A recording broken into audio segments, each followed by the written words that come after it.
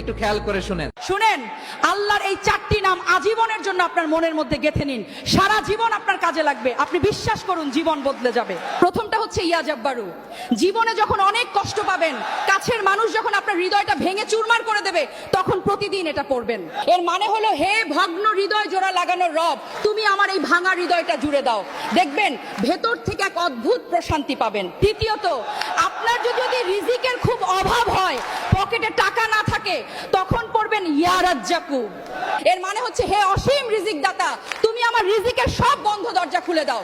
তৃতীয়ত, আপনি যখন ভীষণ ডিপ্রেশনে থাকবেন, টেনশনে যখন রাতের ঘুম হারাম হয়ে যাবে, তখন পড়বেন ইয়া সালামু। এর মানে হলো, হে শান্তির মালিক, আমার অশান্ত মনে তুমি শান্তি ঢেলে দাও।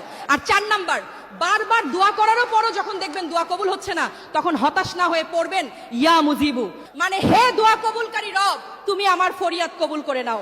ভিডিওটা আপনার সেই প্রিয় মানুষ বা বন্ধুকে শেয়ার করুন,